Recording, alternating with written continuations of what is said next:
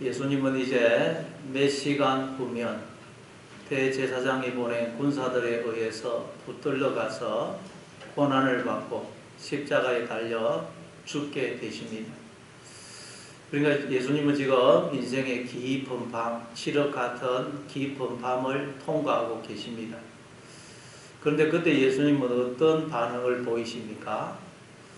인자가 지금 영광을 얻었고 아버지께서도 인자를 통하여 영광을 받으셨다. 그렇게 반응을 보이십니다. 인생의 밤은 바로 우리가 영광을 얻고 또 하나님도 나를 통해서 영광을 받으시는 때라고 말씀을 합니다. 그러면서 또 예수님은 제자들에게 내가 가는 곳에 지금은 너희가 올 수 없지만 이후에는 올 것이다. 그러자 베드로가 어찌하여 지금은 우리가 그곳에 갈 수가 없습니까? 제가 주님을 위해서 목숨을 바치겠습니다. 그래서 예수님이 네가 나를 위하여 목숨을 바치겠느냐? 네가 오늘 밤 다 울기 전에 3번 나를 부인할 거야. 그렇게 말씀을 하세요. 찬물을 끼얹으십니다. 그러니 제자들은 자신들의 그 결심과 의지를 인정하지 않는 것 같은 예수님의 말씀에 낙심이 되고 또 예수님이 자신들을 버려두고 자신들은 갈 수 없는 곳으로 가신다고 그러면 지금까지 모든 것을 버리고 예수님을 따른 자신들은 도대체 어떻게 되는지 그런 생각에 불안과 염려와 근심에 사로잡혔습니다. 즉 모든 것이 혼란스러워졌습니다. 그래서 분위기가 너무도 어둡고 침울해졌습니다. 우리도 신앙생활을 하다 보면 마치 하나님이 나를 인정하지 않는 것 같고 나를 버리신 것 같은 그런 상황에 처할 때가 있습니다. 그러면 우리는 낙심이 되고 또 어떻게 해야 할지 알지 못하는 혼란에 사로잡힙니다. 바로 그런 우리에게 오늘 주님이 말씀을 하십니다. 그런 우리에게 주님이 어떤 말씀을 하시는지 한번 살펴보겠습니다. 오늘 보면 1절입니다. 1절 같이 읽습니다. 시작. 너희는 마음에 근심하지 말라. 하나님을 믿으니 또 나를 믿어라. 예수님은 불안과 근심과 혼란에 사로잡혀 있는 제자들에게 너희는 마음에 근심하지 말아라. 하나님을 믿으니 또 나를 믿어라. 그렇게 제자들을 위로하십니다. 여러분 사실 지금 이 상황에서 위로를 받아야 될 사람은 누구입니까? 예수님이죠. 예수님은 지금 너무도 끔찍한 죽음을 앞두고 계십니다. 그것도 제자인 가룟 유다가 예수님을 팔아넘기기 때문에 이 죽음을 죽으십니다. 그리고 예수님이 잡혀가시면 다른 모든 제자들도 예수님을 배신하고 도망갈 것입니다. 그러니 우리라면 그런 제자들을 위로하고 싶은 마음이 생기겠습니까? 오히려 아이고 내 팔자야 저런 것들을 제자로 둔 나는 참 제자복도 없다. 그러면서 자신의 신세를 한탄하지 않겠습니까? 그런데 예수님은 자신의 신세를 한탄하시는 것이 아니고 조금 있으면 자신을 배신하고 도망갈 제자들이 너무도 걱정이 되고 안타까워서 그들을 위로하고 계십니다. 여러분 주님과 우리의 관계는 신랑과 신부의 관계죠. 그런 점에서 주님은 신부를 아내를 너무도 잘못 만난 것입니다.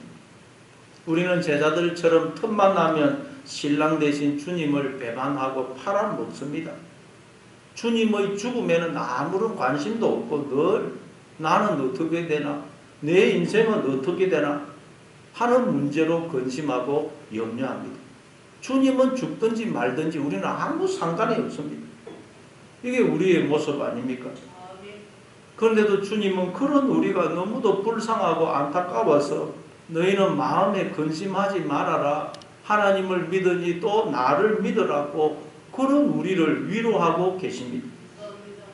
이분이 바로 우리의 신랑 되시는 하나님이십니다. 우리는 하나님으로부터 이런 사랑을 받고 있습니다. 이 사랑을 우리가 늘 기억하고 이 사랑으로 우리의 마음을 채울 때 그때 비로소 우리는 남편을, 아내를, 자녀를, 이웃을 사랑할 수 있는 것입니다.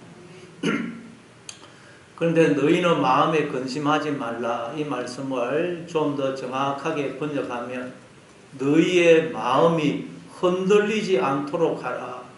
너희의 마음이 요동하지 않도록 하라 입니다. 그렇습니다. 우리가 인생을 살아보니 우리의 마음은 늘 흔들립니다. 요동합니다. 마치 바람에 나는 겨와 같습니다. 그래서 바람이 부는 대로 우리의 마음은 이리저리 휘날립니다. 마음이 흔들리지 않을 때가 없어요. 세상이 어떻게 다가오느냐에 따라서 늘 마음이 흔들립니다.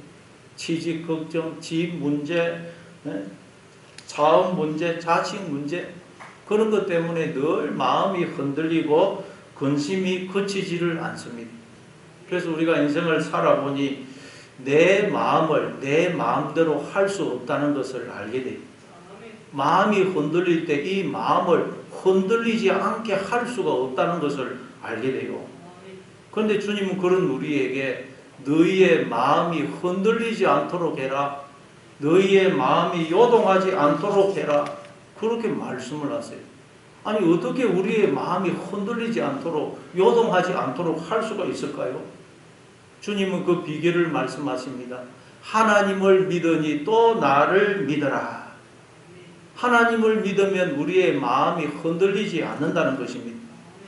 그러니까 믿음이란 우리의 흔들리는 마음을 하나님께 붙들어 매는 것입니다.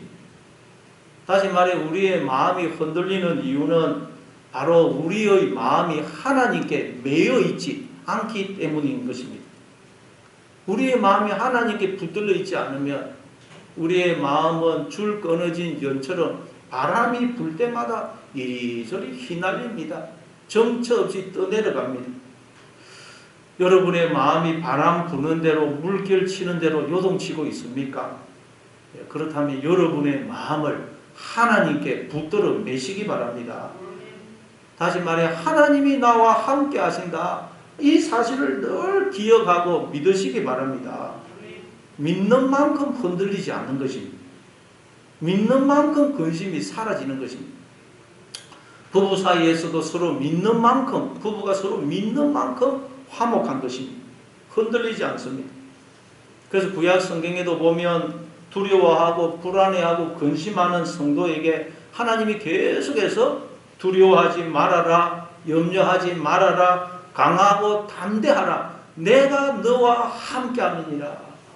그렇게 계속 말씀을 하시는 것입니다. 그런데도 주의 백성들이 계속해서 두려워하고 근심하니까 마음이 흔들리니까 하나님이 사람이 되어 우리를 찾아오셔서 너희는 마음에 근심하지 말아라. 하나님을 믿으니 또 나를 믿어라. 그렇게 말씀하시는 것입니다. 여러분 만약에 대통령이 여러분 집에 찾아와가지고 아무것도 걱정하지 마십시오. 여러 가지 문제들 다 제가 책임지고 해결해 드리겠습니다. 그러면 우리가 걱정하겠습니까? 걱정 안 할 것입니다. 왜냐하면 대통령은 웬만한 문제는 해결해 줄 수 있는 능력이 있기 때문입니다. 근데 창조주이시며 전지전능하신 하나님이 직접 나를 찾아오셔서 아무것도 염려하거나 근심하지 말아라. 나만 믿어라. 그러시는데도 우리가 여전히 근심하고 염려하고 있다면 그 이유가 무엇이겠습니까? 이 하나님의 말씀을 하나님이 나한테 하는 말씀으로 받아들이지 않기 때문입니다. 여러분 지금 이 예수님의 이 말씀을 하나님이 직접 나를 찾아줘서 하시는 말씀으로 받아들이시기 바랍니다. 그러면 우리가 걱정하고 염려할 것이 뭐가 있겠습니까? 그래서 예수님이 하나님을 믿으니 또 나를 믿어라. 나를 믿어라. 하나님이 사람이 되어 너를 지금 직접 찾아와서 근심하지 말라고 내가 이야기하고 있지 않느냐. 그러니 염려하지 말아라. 이 말씀, 이 의미입니다. 특별히 예수님이 나를 믿으라고 하시는 것은 예수님이 너희들이 지금은 내가 가는 곳에 갈 수가 없지만 이후에는 올 것이다. 이후에는 올 것이다. 하신 그 말씀을 반드시 이루실 것임을 믿으라는 것입니다. 다시 말해 우리 인생에 일어나는 모든 일들은 나로 하여금 주님 가신 그곳에 갈 수 있도록 하기 위해서 주어지는 것임을 믿으라는 것입니다. 좋은 일이든 나쁜 일이든 성공이든 실패든 환난이든 어려운 고난 그 어떤 것이든 우리로 하여금 예수님이 계신 곳에 갈 수 있도록, 그 말은 우리를 더 하나님께 가까이 나아가도록 하기 위해서 주어지는 것임을 믿으라는 것입니다. 이걸 우리가 믿는다면 우리가 마음이 흔들릴 이유가 무엇이 있겠어요? 우리에게 일어나는 모든 일들은 우리를 하나님께로 가까이 나아가게 하기 위해서 주어지는 것임을 믿는다면 우리는 무슨 일을 만나든 염려하지 않는 것입니다. 여러분, 이 사실을 믿음으로 어떤 상황에서도 여러분의 마음이 흔들리지 않기를 바랍니다. 우리 한번 2절 3절을 한번 읽어보겠습니다. 2절 3절 같이 읽습니다. 시작. 내 아버지 집에 거할 곳이 많도다. 그렇지 않으면 너희에게 일러서리라. 내가 너희를 위하여 거처를 예비하러 가노니 가서 너희를 위하여 거처를 예비하면 내가 다시 와서 너희를 내게로 영접하여 나 있는 곳에 너희도 있게 하리라. 예수님이 갔었고 또 우리도 예수님을 따라 가야 될 곳은 바로 아버지 집입니다. 즉 하나님의 품이요 하나님의 나라입니다. 근데 예수님은 내 아버지 집에 거할 곳이 많다 그렇게 말씀하세요. 만약 아버지 집에 거할 곳이 적으면 아무나 안 받아주고 선별을 할 것입니다. 자격과 조건을 따질 것입니다. 착하게 산 사람, 머리가 좋은 사람, 인물이 좋은 사람 이런 식으로 조건을 따질 것입니다. 근데 아버지 집에는 거할 곳이 너무도 많다는 것입니다. 따라서 하나님은 모든 인간들이 하나님 아버지께로 돌아오기를 원하고 계시며 누구든지 하나님께 돌아오기만 하면 그를 영접하여 주시고 아들로 회복시켜 주신다는 말씀입니다. 그렇지 않으면 내가 너희에게 일러서리라. 내가 너희를 위하여 거처를 예비하러 가노니 가서 거처를 예비하면 내가 다시 와서 너희를 내게로 영접하여 나 있는 곳에 너희도 있게 하리라. 아버지 집에 거할 곳이 많다고 그렇게 말씀하셔놓고 또 우리를 위하여 거처를 예비하러 가신다 그래요. 아버지 집에 거할 곳이 많은데 또 우리를 위하여 거처를 예비하러 가신다 그래요. 그러니까 이 말은 예수님이 우리가 살 천국을 비로소 지금 건설하러 가신다는 그런 말씀이 아닙니다. 천국 하나님 나라는 이미 완성되어 있습니다. 그래서 앞서간 성도들이 그 하나님 나라에 들어가서 살고 있습니다. 그럼 내가 거처를 예비하러 간다. 이건 무슨 의미겠어요? 우리는 이미 부분적이지만 아버지 집에 하나님 품 속에 하나님 나라 안에 들어와 있습니다. 그런데 우리가 빛이신 하나님을 등짐으로 어둠 속으로 들어가므로 그걸 다 모르고 있는 거예요.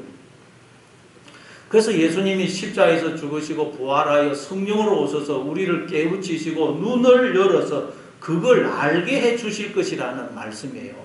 그걸 두고 내가 너희를 위하여 거처를 예비하러 간다 그러시는 것입니다. 그래서 우리를 그걸 깨닫게 해서 우리를 아버지 집으로 하나님 품 안으로 하나님 나라 안으로 들어오게 하실 것이라는 말씀이에요. 다시 말해 우리로 하여금 내가 아버지 집에 하나님 품 속에 부분적이지만 하나님 나라 안에 들어와 있구나. 근데 내가 그동안 하나님을 떠나 어둠 속에 거함으로 이걸 모르고 있었구나 하는 것을 깨닫게 해 주실 것이라는 말씀입니다. 그래서 구약 성경에 보면 다윗은 나는 이미 아버지 집에 거하고 있다. 그리고 영원히 아버지 집에서 살 것이다. 그러는 것입니다. 그게 내가 너희를 위하여 거처를 예비하러 가는데 가서 너희를 위하여 거처를 예비하면 내가 다시 와서 너희를 내게로 영접하여 나 있는 곳에 너희도 있게 하리라 라는 말씀에 담긴 의미입니다. 그러니 여러분 날마다 나는 아버지 집에 들어와 있다. 하나님 품 속에 하나님 나라 안에 들어와 있다 하는 걸 기억하시기 바랍니다. 우리가 전지전능하신 아버지 집에 들어와 살고 있으면 우리가 염려하고 걱정할 것이 뭐가 있겠습니까? 그런데 우리가 자꾸 욕망의 눈이 어두워져서 하나님을 등짐으로 이걸 잊어버리는 것입니다. 저는 저 눈에 보이는 현실만 보고 속는 것입니다. 그러니까 우리가 불안해하고 염려하고 근심하는 것은 사실에 근거한 것이 아니고 속아서 그렇다는 거예요. 여러분이 지금 염려하고 근심하고 불안해하고 있죠. 그건 사실에 근거한 게 아니고 속아서 그래요. 속아서. 자기의 욕망에 속아서 그런 것입니다. 그래서 예수님이 우리를 찾아오셔서 너희는 마음에 근심하지 말아라. 제발 나를 믿어라. 너희의 욕망이 하는 그 말을 듣지 말고 내 말을 들으라. 그러시는 것입니다. 염려하고 걱정하고 계시는 분 계십니까? 속지 마시기 바랍니다. 주님의 말씀을 들으시기 바랍니다. 또 우리 한번 4절을 읽어보겠습니다. 오늘 4절 같이 읽습니다. 시작. 내가 어디로 가는지 그 길을 너희가 아느니라. 예수님은 당신이 가고자 하는 그 곳에 가는 길을 우리가 안다고 말씀을 하세요.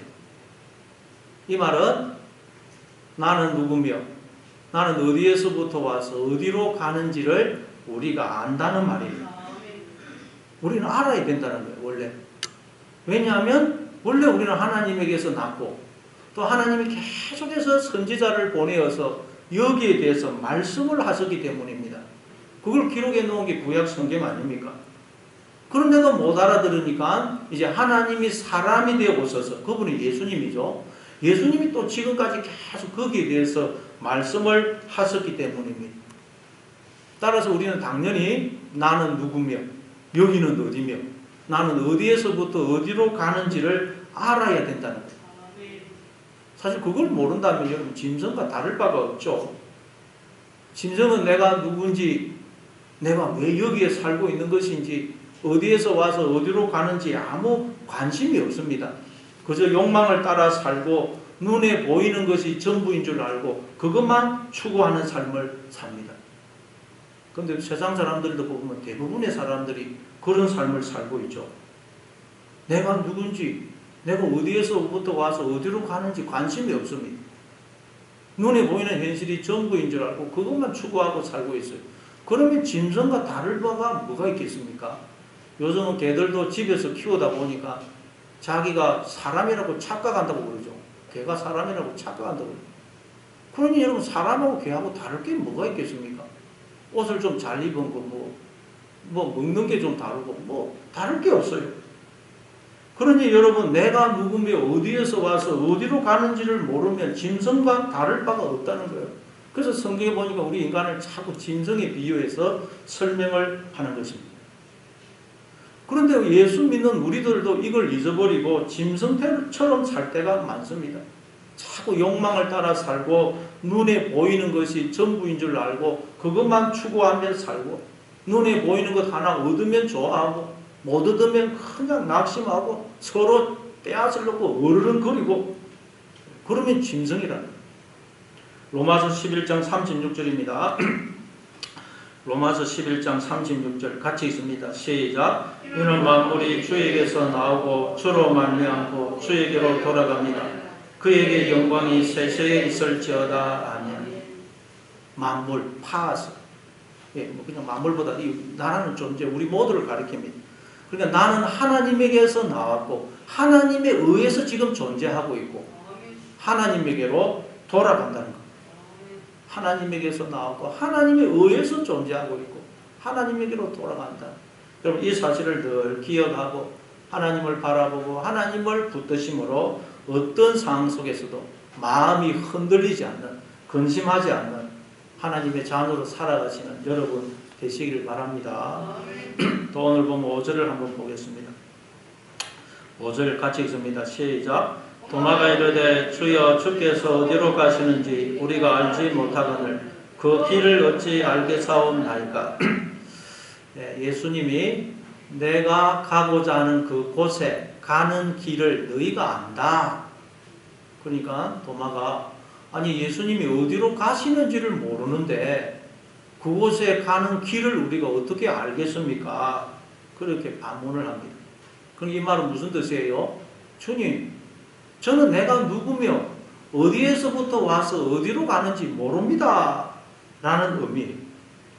예수님이 지금까지 설명을 했는데도 도마는 못 알아듣고 있는 것입니다. 근데 지금 이게 하나님을 떠난 모든 인간들의 실상이죠. 지금까지 인간들 중에 나는 누구며 어디에서부터 와서 어디로 가는지를 아는 사람이 아무도 없어요. 그렇지만 사람들은 여기에 아무런 관심이 없고, 또 문제는 모르면서 아는 척 한다. 아는 척. 특별히 지식인이라고 하는 사람들, 아무것도 모르면서 아는 척 이야기합니다. 들어보면 몰라요. 근데 아는 척 하고 있어요. 근데 도마의 훌륭한 점은 모르는 걸 모른다고 솔직하게 이야기한 것입니다. 그럼 우리는 하나님 앞에서 정직해야 됩니다. 모르면 모른다고 말해야 됩니다. 하나님, 저는 무엇을 해야 될지, 어디로 가야 될지 아무것도 모릅니다. 그렇게 여러분 하나님 앞에 도움을 구해야 됩니다. 그러면 하나님이 가르쳐 주시고 인도해 주십니다. 근데 모르면서도 하나님께 묻지도 않고 기도하지도 않으니까 신앙이 자라지를 않는 것입니다. 모르면 모른다고 하나님께 말씀하시고 물으시기 바랍니다. 한번 6절을 읽어보겠습니다. 6절을 읽습니다. 시작. 예수께서 이르시되 내가 곧 길이요 진리요 생명이니 나로 말미암지 않고는 아버지께로 올 자가 없느니라. 도마가 주님이 어디로 가시는지를 모르는데 그곳에 가는 길을 우리가 어떻게 알겠습니까? 그러니까 예수님이 내가 곧 길이고 진리고 생명이다, 그렇게 말씀을 하세요.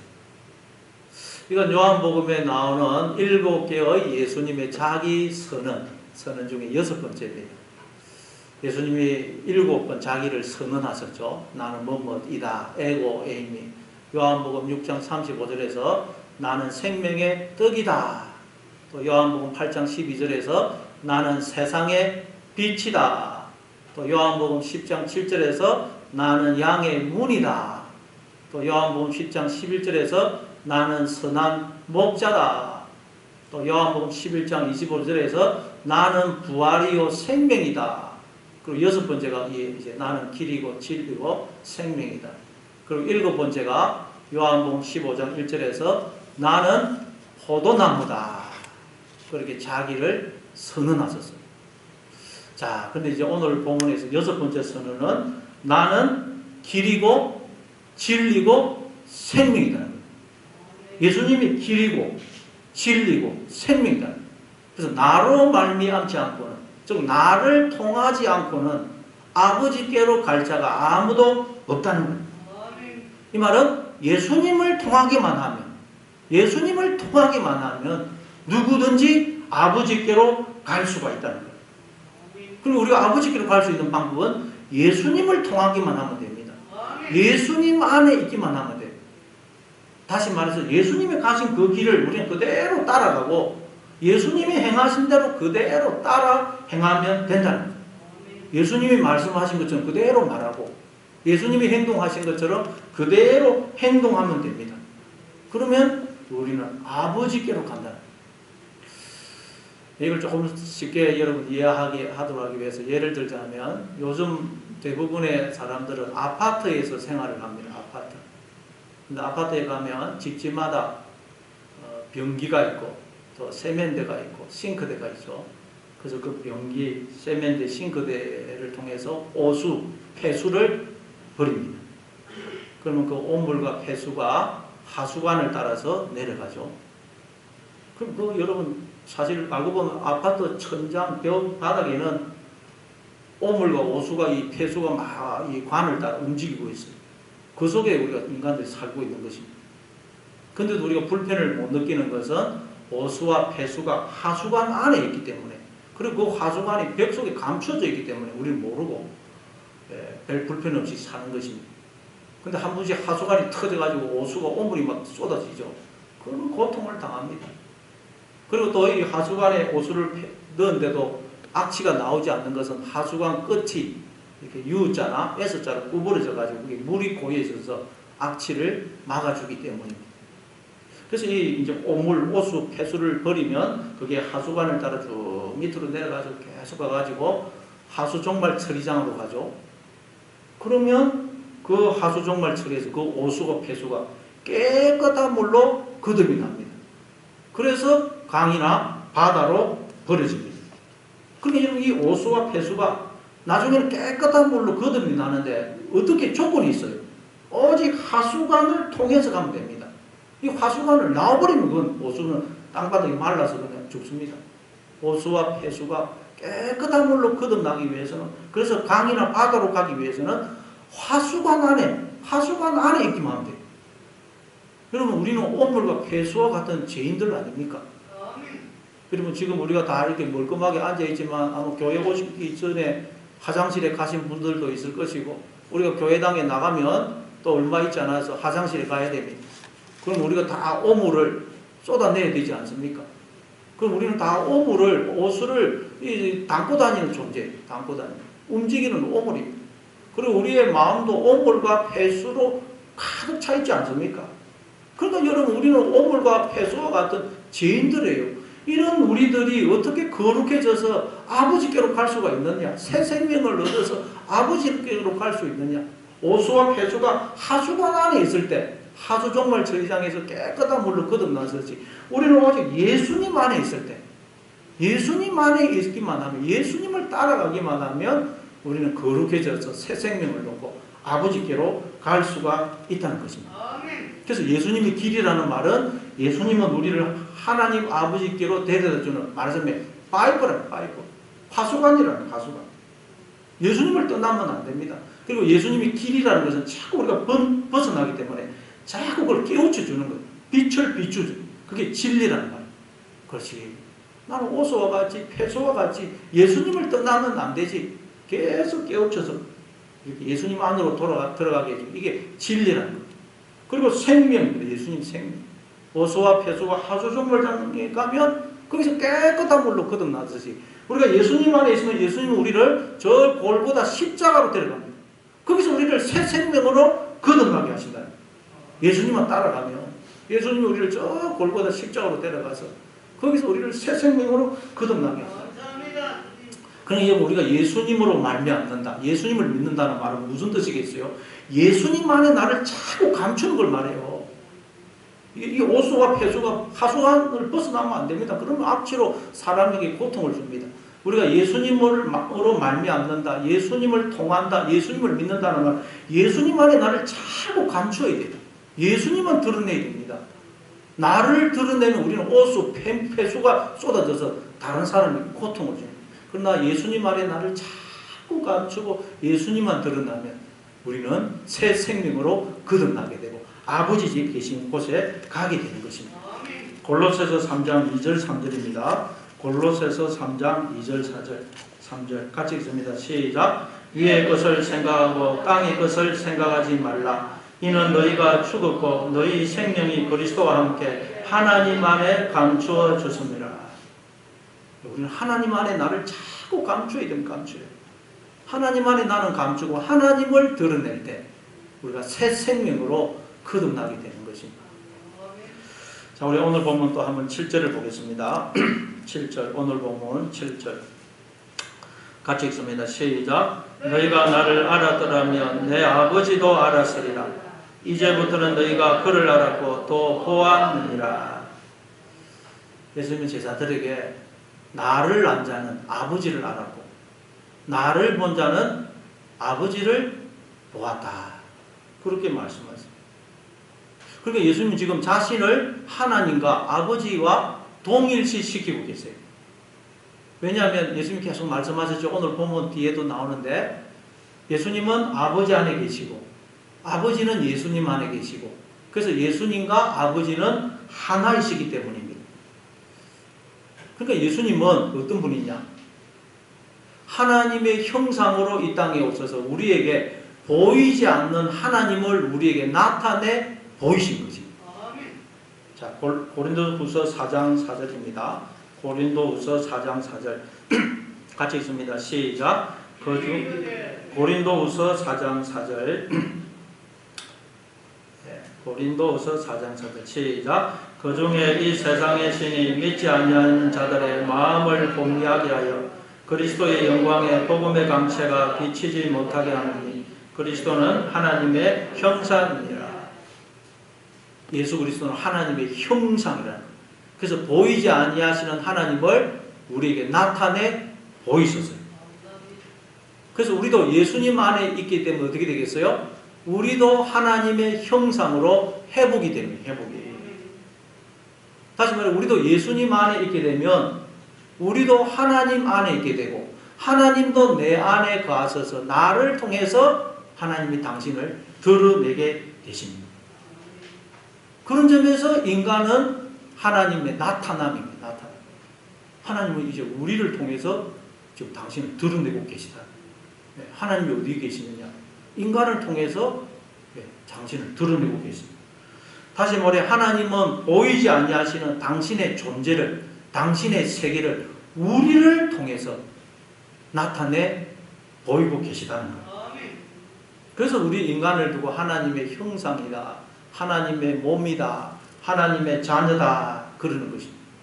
그러니까 우리는 여러분 이 인간을 볼 때 겉으로만 보면 안 된다는 거예요. 인간을 통해서 이 세상을 통해서 당신을 드러내고 계시는 하나님을 볼 수 있어야 된다는 거예요. 자, 히브리서 11장 1절부터 3절입니다. 히브리서 11장 1절부터 3절 같이 읽습니다. 시작. 믿음은 바라는 것들의 실상이요 보이지 아니하는 것들의 증거니 선진들이 이로써 증거를 얻었느니라. 믿음으로 모든 세계가 하나님의 말씀으로 지어진 줄을 우리가 아나니 보이는 것은 나타난 것으로 말미암아 된 것이 아니니라. 이제 우리가 예수님을 믿음의 눈이 생기게 되면 우리가 바라는 것, 그게 뭡니까? 하나님과 하나님의 세계죠. 하나님의 세계를 보게 된다는 것. 여러분 이 눈에 보이는 이 세상은 실체가 아니고 그림자고 현상입니다. 눈에 보이는 이 세상은 눈에 보이지 아니하는 그 세상이 실체고 그 세상, 보이지 않는 세상에 의해서 존재하고 있는 그림자고 하나의 현상이라는 거예요. 근데 우리가 이제 예수님을 믿음의 눈이 생기면 눈에 보이는 이 세상을 통해서 눈에 보이는 이 세상과 인간을 통해서 당신의 존재와 당신의 세계를 드러내는 그 하나님의 세계를 보게 된다는 거예요. 이게 믿음은 바라는 것들의 실상이라는 거예요. 그래서 이제 우리는 눈에 보이는 이 세상과 인간을 보면서 하나님이 나와 함께 하시고 내가 하나님의 세계 안에 들어와 있구나 하는 증거를 날마다 사방에 그 증거라는 거예요. 모든 걸 통해서 그 증거를 우리는 보게 된다. 하나님이 나와 함께 하시고 내가 하나님의 세계 안에 들어와 있구나. 모든 게 그 증거라는 증거. 이게 여러분 증거를 얻었다는 증거. 왜냐하면 보이는 세상은 거기 보니까 나타난 것이 아닌 즉 보이지 않는 세상의 그림자요 현상이기 때문이에요. 여러분 이 보이는 세상은 이게 저절로 존재하는 게 아니고 보이는 이 세상은 이걸 존재하게 하는 뿌리가 있다는 거예요. 실체가 있다는 거예요. 그게 보이지 않는 세계, 하나님의 세계라는 거예요. 하나님의 세계가 눈에 보이는 이 세계를 나타나게 하는 실체는 몸체라는 몸체. 이게 보이는 것은 나타난 것으로 말미암아 된 것이 아니니라 라는 말씀의 의미입니다. 그런데 여러분 이 세상 신이 우리의 이 욕망이라는 이 신이 우리의 마음을 혼미케 해서 우리로 하여금 이 세상, 눈에 보이는 이 세상을 존재케 하며 눈에 보이는 이 세상의 실체인 보이지 않는 세상, 하나님의 세계를 보지 못하게 한다는 거예요. 우리 욕망이 자꾸 눈을 가려서 눈에 보이는 이 세상, 그림자요 현상에 불과한 눈에 보이는 이 세상만 보게 하고 그게 전부라고 생각하고 그것만 추구하게 만든다는 거예요. 그러면 늘 우리의 마음이 흔들릴 수밖에 없어요. 왜? 눈에 보이는 이 세상은 그림자고 현상으로 늘 흔들리거든요. 그래서 그걸 추구하면 우리의 마음은 늘 흔들립니다. 그러나 여러분 이 믿음을 통해서 우리가 이제 눈에 보이는 이 세상을 존재케 하는 실체인 하나님의 세계를 보게 되고 거기에 우리의 마음을 묻게 되면 우리는 눈에 보이는 이 세상이 어떠하다 할지라도 우리의 마음은 흔들리지 않게 되는 것입니다. 왜냐하면 하나님은 어제나 오늘이나 영원토록 동일하신 분이기 때문입니다. 그 하나님이 나와 함께 계시고 내가 그 하나님의 세계 안에 들어와 있기 때문에 그걸 늘 보는 사람은 흔들리지 않는 것입니다. 그러므로 여러분 늘 믿음의 눈으로 이 하나님의 세계를 보시고 말씀으로 믿음으로 이 하나님의 세계와 나를 붙들어 매시는 여러분 되시기를 바랍니다. 창세기 13장 14절 15절입니다. 창세기 13장 14절 15절 같이 읽습니다. 시작. 롯이 아브라함을 떠난 후에 여호와께서 아브라함에게 이르시되 너는 눈을 들어 내가 있는 곳에서 북쪽과 남쪽 그리고 동쪽과 서쪽을 바라보라. 보이는 땅을 내가 너와 내 자손에게 주리니 영원히 이르리라. 여기 보니까 롯이 아브라함을 떠난 후에 라는 말이 나오죠. 아브라함과 조카 롯이 헤어지죠. 그동안 아브라함은 조카 롯을 자식처럼 생각하고 돌봐주었습니다. 먹고 살 수 있도록 해주었어요.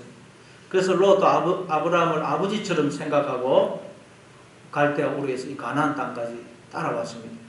근데 이제 살만하니까 롯이 아브라함을 떠난 것입니다.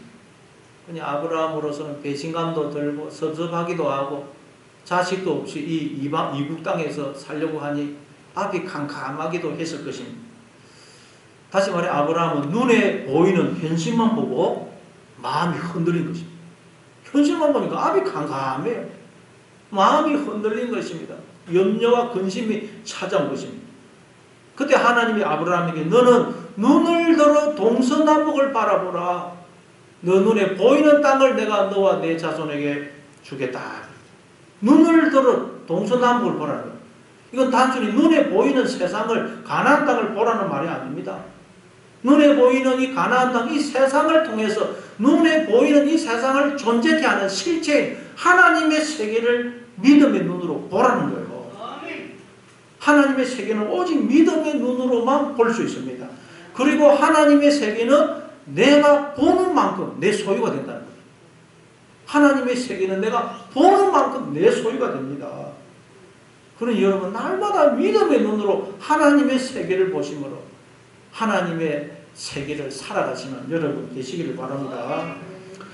자, 오늘 본문 또 8절을 한번 읽어보겠습니다. 8절 오늘 본문 8절 같이 읽습니다. 시작. 빌립이 이르되 주여 아버지를 우리에게 보여주옵소서 그리하면 족하겠나이다. 예수님이 나를 아는 자는 아버지를 알았고 나를 본 자는 아버지를 보았다. 그러니까 이 빌립은 아주 합리적이고 현실적인 사람 아닙니까? 떡을 그 500여의 기적에서도 조금씩 받아도 200데나리온의 돈이 필요합니다. 계산이 빨랐던 사람이에요. 그러니까 이 빌립이 주여 아버지를 우리에게 보여주십시오. 그러면 예수님 하시는 말씀 다 믿겠습니다. 그래요. 예수님이 그렇게 설명을 했는데도 못 알아듣고 또 이 말을 하는 것입니다. 네. 우리가 전도를 해도 네가 하나님 봤느냐? 천국에 가봤느냐? 하나님을 보여봐라. 그러면 내가 믿겠다. 네. 그러는 사람들이 많이 있죠. 그런데 여기에 대해서 예수님이 무슨 말씀을 뭐라고 답을 하시느냐? 자, 한번 9절을 읽어보겠습니다. 9절을 읽습니다. 시작. 예수께서 이르시되 빌립아 내가 이렇게 오래 너희와 함께 있으되 내가 나를 알지 못하느냐? 나를 본 자는 아버지를 보았거늘 어찌하여 아버지를 보이라 하느냐?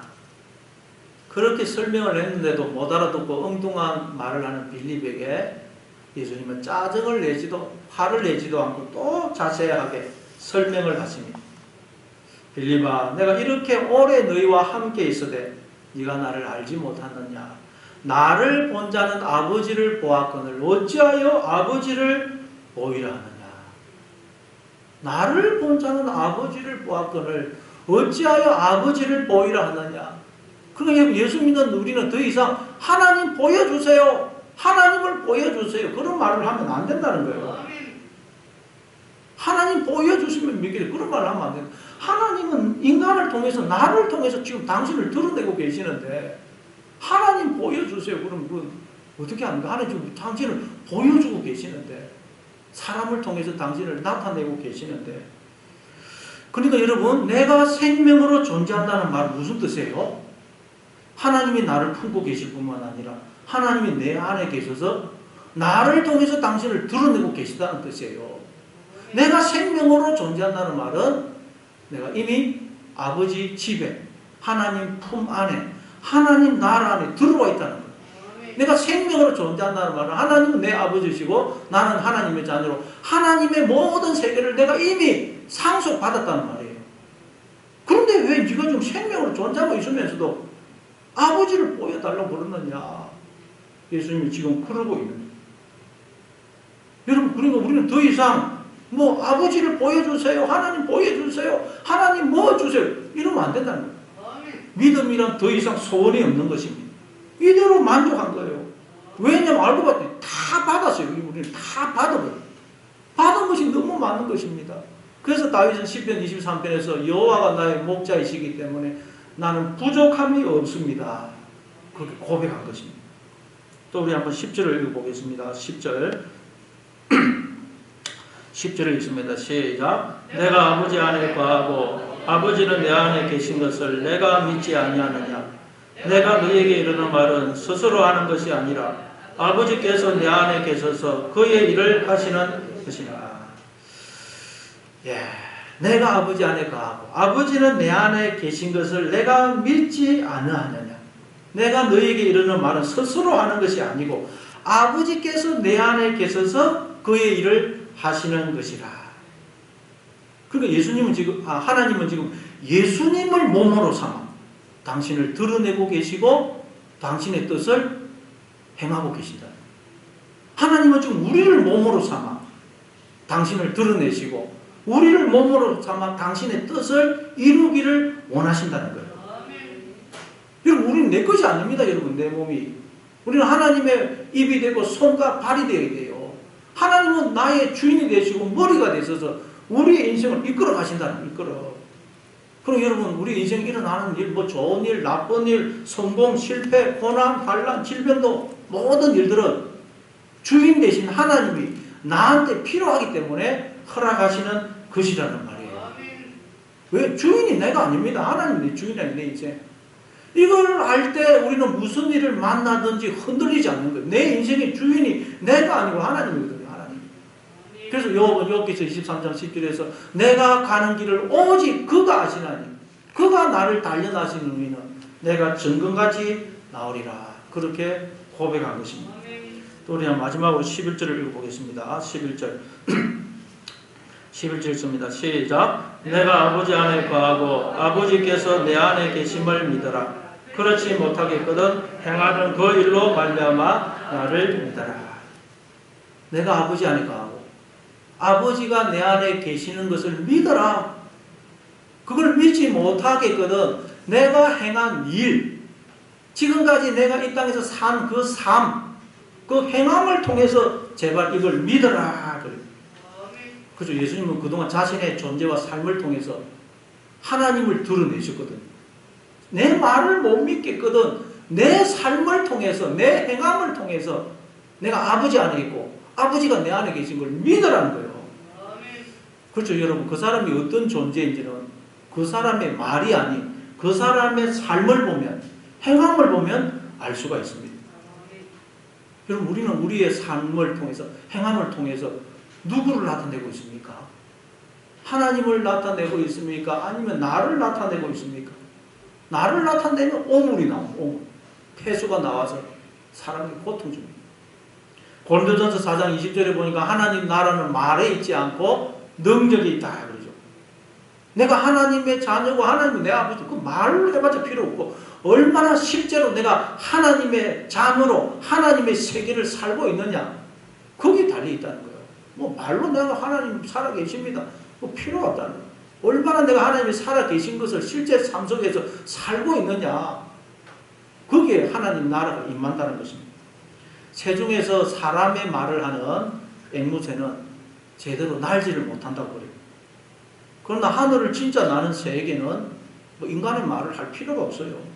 왜? 그가 하늘을 나는 새라는 것을 증거하는 것은 말에 있는 게 아니고 실제로 하늘을 나는 비상에 있지 않습니까? 마찬가지로 우리가 하나님의 세계를 산다, 뭐 하나님의 세계가 있다, 하나님 계신다, 나는 하나님의 자녀, 말에 있지 않고 실제로 하나님의 세계를 사는 삶에 있는 것입니다. 우리는 나는 아버지 안에 있고 아버지는 내 안에 계신다 하는 것을 말이 아닌 실제로 하나님의 그 세계를 사는 삶으로 증거해야 됩니다. 하나님의 세계가 있고 우리가 그 안에 들어와 있는데 우리가 지옥을 산다면 그것만큼 어리석은 일이 어디 있겠어요.